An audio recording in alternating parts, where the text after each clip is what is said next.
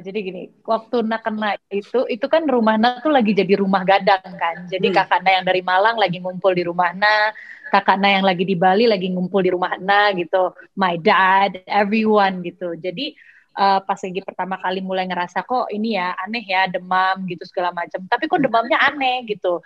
Jadi ada pusing, ada apa namanya tulang ngilu, terus ada nyeri kalau kulit dipegang gitu. Ini apaan ya gitu. Tapi kalau ngecek suhu itu sebenarnya nggak panas.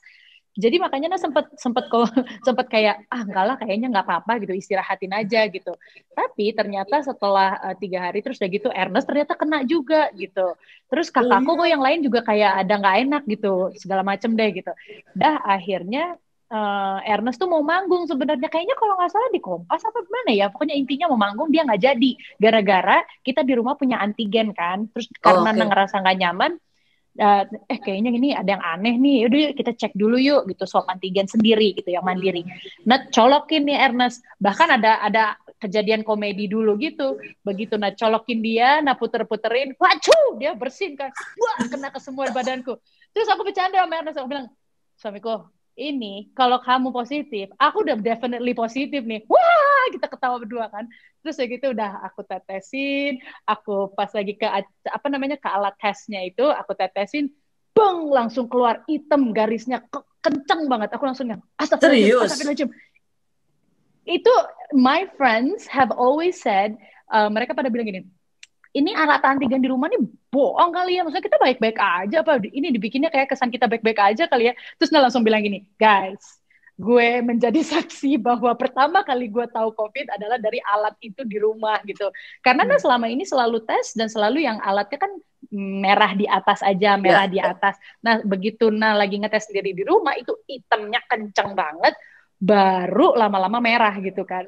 Ya udah akhirnya pikir wah ini beneran nih kayaknya positif dia bener. Wah kalau kamu positif berarti harusnya aku positif juga nih. Aku swab juga deh. Colok lagi sendiri segala macam. Pas lagi ditetesin bener hitamnya langsung keluar lagi. Astagfirullahaladzim. Kita udah langsung ya Allah ya Allah ya. Semua orang di rumah kan. Akhirnya gini kita keluar. Itu berasa kayak dari kamar. Kayak dunia runtuh gak sih? Langit runtuh gak sih? Sebenarnya dunia runtuh tuh enggak. Cuma memang it's very shocking. Karena maksudnya kayak kayak ada denialnya tuh definitely di sini gitu kayak masa sih kayak gini ya oh ini jadi ini positif nih aduh tapi intinya udah nggak sempat mikir itu cuma sempet langsung pakai masker turun ke bawah ngasih tahu semua yang ada serumah guys jangan panik udah ngecek sama Ernest kelihatannya kayaknya kita berdua positif. So, we're gonna do isolasi mandiri di kamar sendiri. Pokoknya, tapi in about like an hour or two, kita akan cari PCR yang home care. Jadi udah semua di rumah, di kamar masing-masing. Anak-anak udah semuanya pada isolasi aja dulu gitu kan. Udah nih, terus nggak lama datang yang PCR itu kan. Dan PCR datang dari 15 orang yang swab test di rumah Nirina, 13 orang positif. Oh my God. Wow, that's a family cluster there, right there.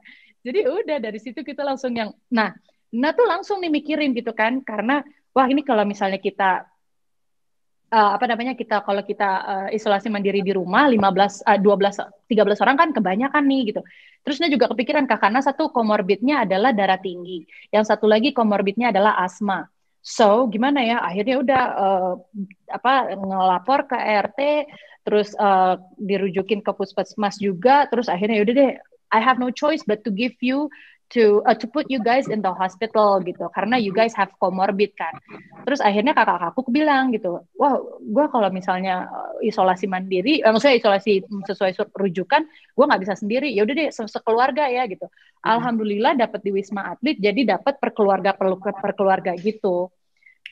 Tapi akhirnya semuanya isolasi mandiri ya isolasi lah jadinya. And for nah me, itu menurut lu kan kayak lu kan sepedaan lu kan sepedaan menurut lu kena di mana sih nak bisa nggak menduga gitu kan Mas Helmi nggak bisa it's not from sepeda tapi karena gini, yakin itu bukan dari sepeda karena 2 minggu sebelumnya, tuh justru lagi lagi memang berhenti bersepeda karena kena overtrain.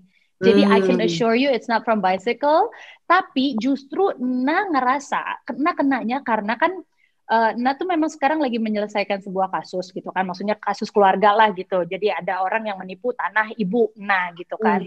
Nah Mama Nah tuh, jadi kita lagi sering ke BPN, ya BPN, terus udah gitu kita juga ke bank ngurusin. Pokoknya orang menipu banget. Jadi intinya Nah tuh lagi emosional. Emosional karena Nirna tidak bisa bersepeda for 2 weeks. Emosional karena lagi ngurusin kasus di keluarga ini. Jadi kayaknya energi Nah tuh ke drain, emosi banget. Dan Nah bilang, makanya Nah mau ngingetin bahwa sekarang ini yang terkena COVID itu udah bukan masalah sehat atau tidak, kaya atau miskin, pintar atau tidak gitu loh, tapi udah masalah ya udah it's out there gitu, udah kayak ya udah intinya udah kayak nasib, apalagi Naya sendiri juga udah sebagai saksi gitu kan, she's never out of the house, ternyata kita kena gitu. So Nah udah menerima ini udah sebagai udah nasib. Dan kalau kita punya pikiran, jadi kalau dan virus ini tuh bener-bener ya, kalau misalnya dia nggak kena ke fisik kita, dia kenanya tuh ke mental kita. Jadi bener-bener kalau fisik dia udah dikasih sakit segala macam gini-gini, tapi nggak kena juga nih virusnya, akhirnya nyari lagi, cari ke mentalnya dia, bikin dia drop. Begitu drop langsung CT-nya juga drop. Wow. Gitu. So it's the battle of the mind too.